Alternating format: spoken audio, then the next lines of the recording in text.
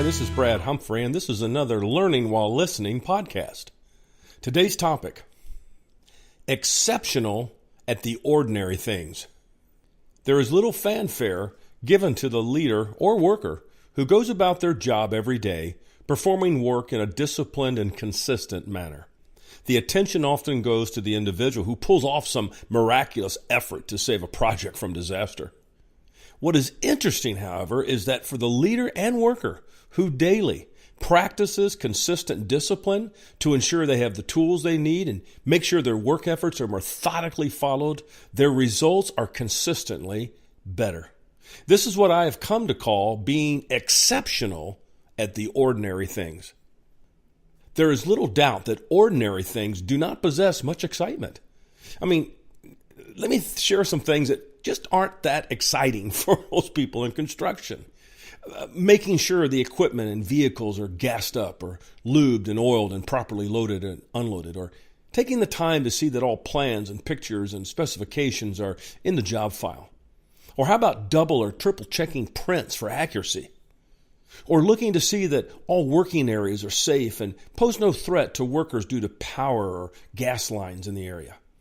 Or regularly having the crew picking up after themselves to ensure the site is clean and safe. Or how about all project tools and equipments that are accounted for daily and then returned to their respective storage areas? Hey, that sounds exciting. Or finally, how about preparing for each new day, conducting morning huddles with the workers to be sure that they know their roles and the scope of work for that day?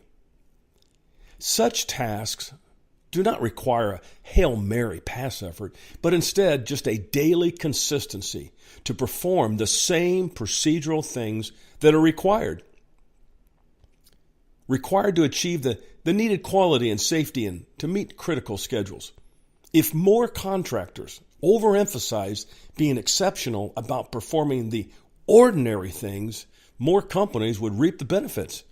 Consider briefly a few benefits to those who are exceptional at the ordinary things. Can you imagine less risk to the workplace injuries, or better housekeeping of job sites, or equipment that lasts longer due to consistent PM, or jobs that start on time, or less tool replacement cost, or customers that are actually bragging on your workers' efficiency, quality, and clean job sites, or projects that make the estimated profit actually make it or beat it, or just finally a greater peace of mind for you personally.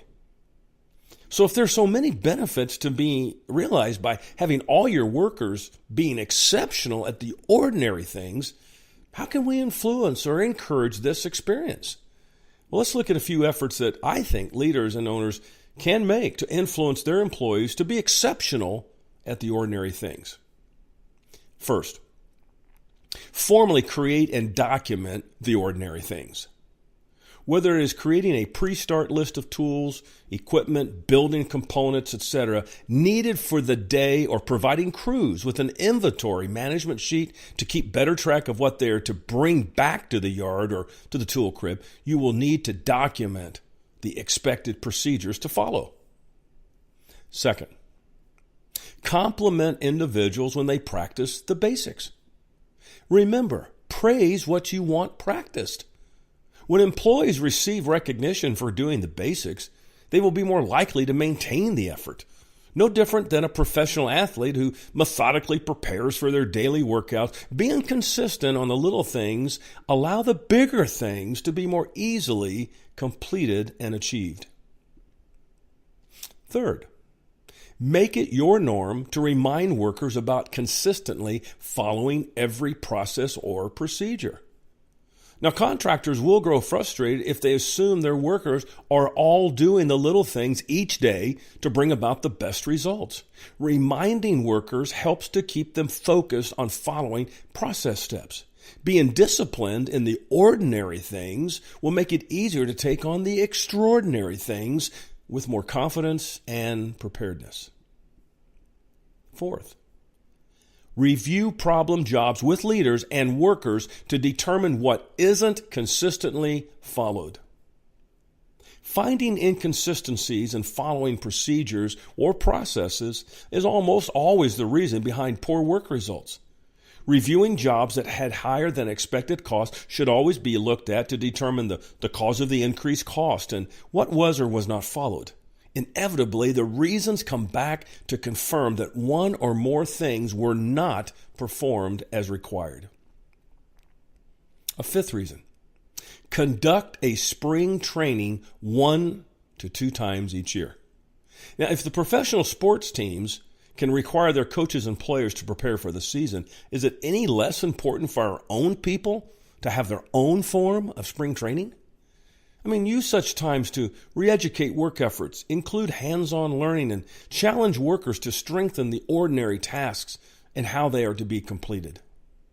Sixth, prepare to discipline those who fail to practice the basics. This can be challenging for the contractor that has lost control of workers, embracing the need to perform well on the ordinary things.